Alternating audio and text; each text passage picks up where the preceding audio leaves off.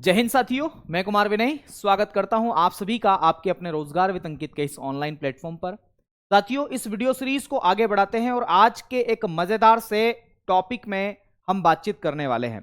तो आज का जो हमारा टॉपिक होने वाला है वह कौन सा होने वाला है, तो याद रखिएगा, भारतीय अर्थव्यवस्था को आगे बढ़ाने में जो विकासात्मक बैंकें हैं उनके योगदान के बारे में, कि वो बैंकें कौन कौन सी हैं और उनकी स्थापना कब की गई है, उनका मुख्यालय कहां पर है और उनके बारे में क्या क्या कुछ खास बातें, इन तमाम बिंदुओं पर आज हम चर्चा करने वाले। तो आइए बिना किसी देरी किए आज की इस कक्षा की शुरुआत करते हैं।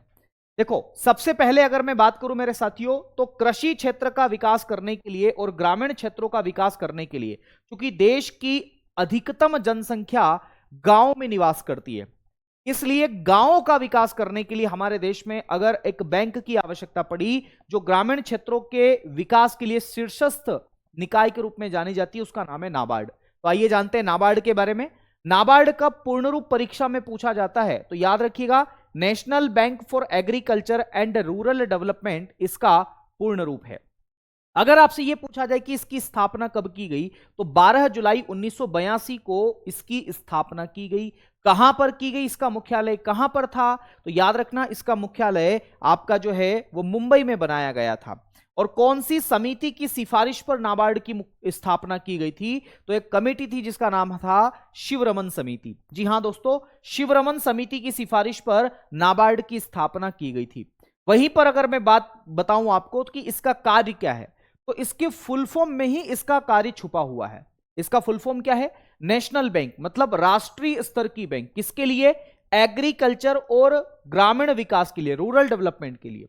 तो याद रखना, नाबार्ड जो है वो ग्रामीण विकास और जो कृषि है उसको बढ़ावा देने के लिए स्थापित की गई देश में एक अपेक्स बॉडी है, शीर्षस्थ निकाय है।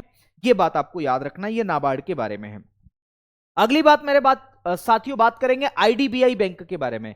कई बार सवाल यहां से पूछा जाता है। क्या सवाल आता है?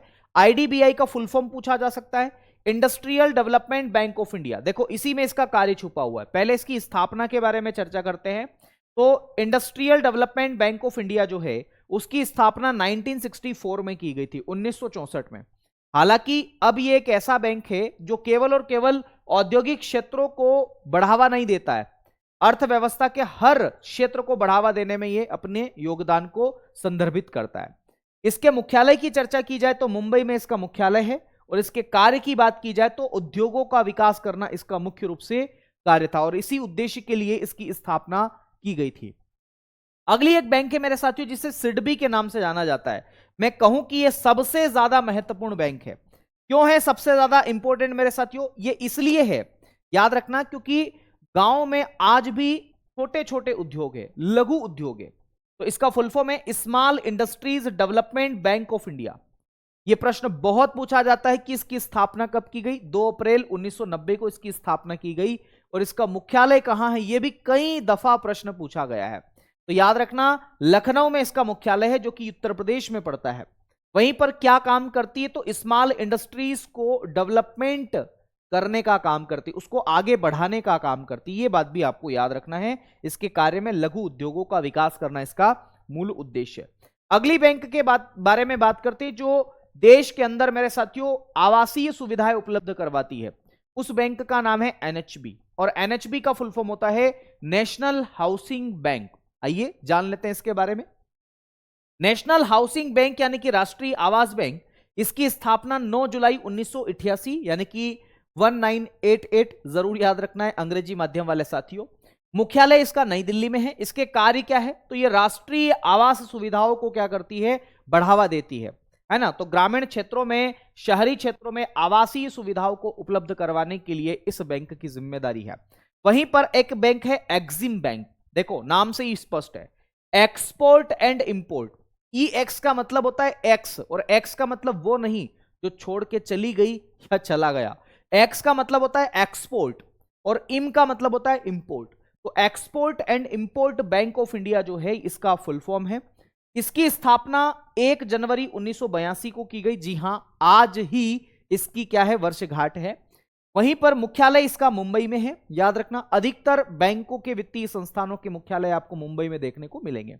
वहीं पर इसका जो फंक्शन है वो क्या है, कार्य क्या है, अंतरराष्ट्रीय व्यापार को बढ़ावा देना, उसकी ग्रोथ को बढ़ावा देना, इसका क्या है, मूल रूप से कार्य है। तो ये आज के अलग अलग क्षेत्रों के विकास को बढ़ावा देने के लिए हमने बैंकों के बारे में बात की है। मिलते हैं अगली बार किसी नए वीडियो के साथ, तब तक के लिए दीजिए मुझे इजाजत।